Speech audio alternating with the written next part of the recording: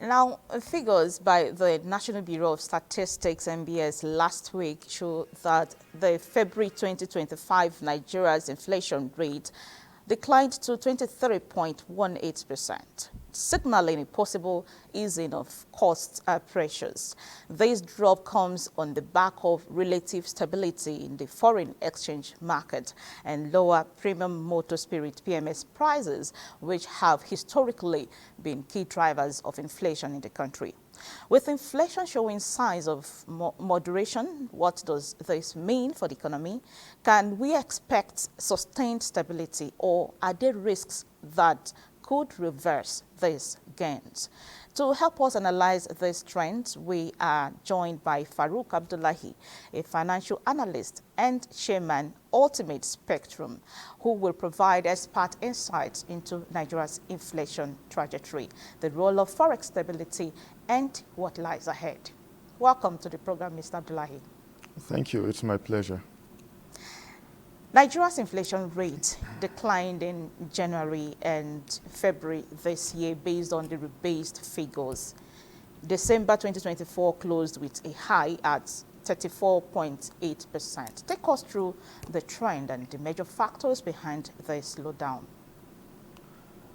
Thank you for this important question as it relates to our economic outlook.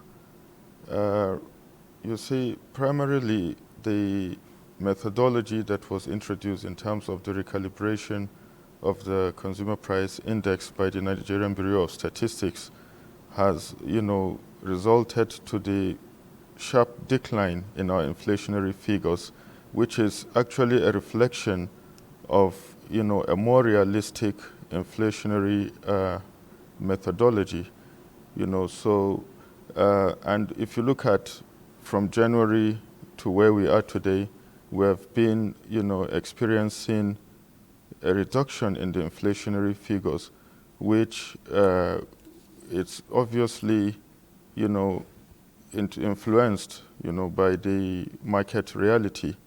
If you look at some of the consumer products like agricultural products, you see the prices of rice, the prices of flour, the prices of cassava, yam, all of these staple food items, we have seen that there is a reduction in the price. I could remember when I was discussing with one of my friends, he's saying for the first time during Ramadan, the prices of food items are dropping. So this goes to tell us that the economic outlook is in favor, of our trajectory in terms of maintaining a healthy inflationary figures, coupled with also the stability in the foreign exchange that we have been experiencing, which is between 1,500 to 1,600 naira. So this really is going a long way in maintaining a healthy inflationary figures in the country. Yeah, talking about stability in the forex market, how has this contributed to the decline in inflation? Well, foreign exchange, is directly correlated to our inflationary figures. If foreign exchange goes up, there will be a commensurate also rise in our inflationary figures. This has been, empirically, proven, because Nigeria today, we are mostly an import-based economy, no doubt about that. We rely more on imported items for our consumption than, the ones locally produced here. So therefore, inflation is paramount, is an important indicator of our inflationary figures in the country. Now, the reduction in PMS prices is said to be a key factor in lowering inflation. Can you explain the impact of fuel prices on overall inflation trends? Yeah, if you look at breaking down the components, the inflation components that amounted to, to the overall inflationary figure, transportation is very paramount. I give you an example. In Sokoto State, the inflation figures in food items, is around 18%. If you come down to Kaduna State, it is recording a negative figure. There is deflation instead. And this is all within, the same, northern region, northwest part of the country. So what this goes to tell you is that, in spite of, being in the same region, there is, a gap in the transportation, system. If you look at the cost of moving items from Sokoto, Kaduna is quite huge, but then they are recording different inflationary figures. So that is why the reduction in the price of PMS also would invariably have, a direct, impact on the inflation figures.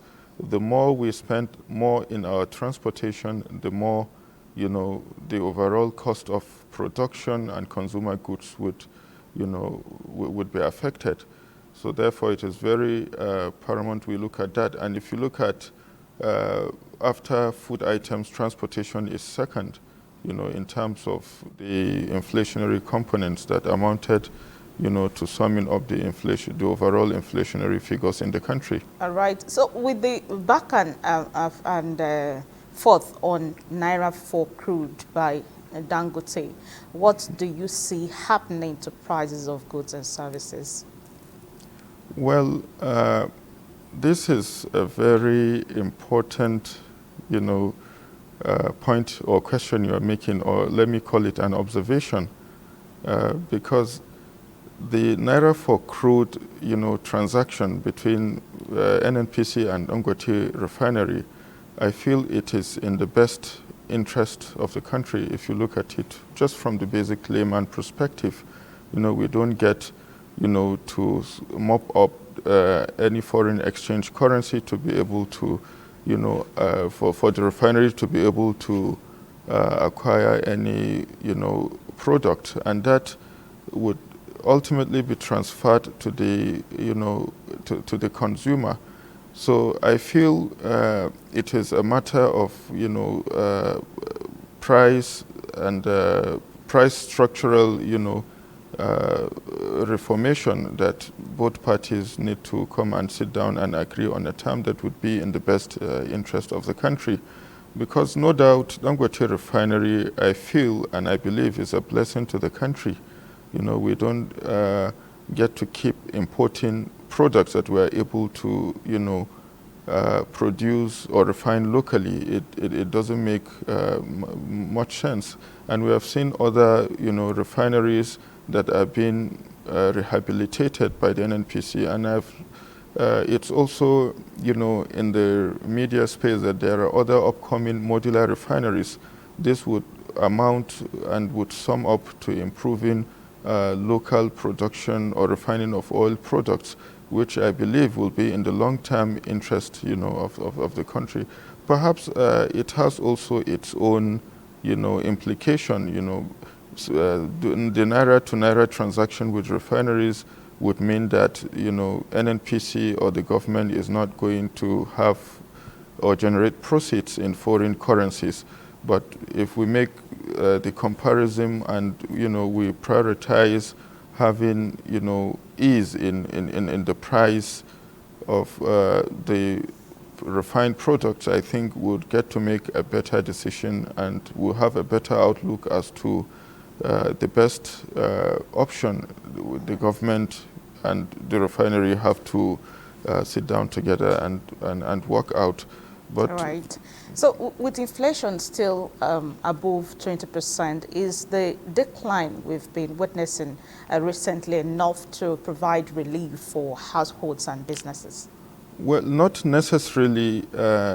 Not necessarily that would translate into immediate impact in households, but if you look at the sustainable improvement in that in that aspect, you would believe me that households would begin in no distant time see relief in terms of having a stronger purchasing power for most of these items.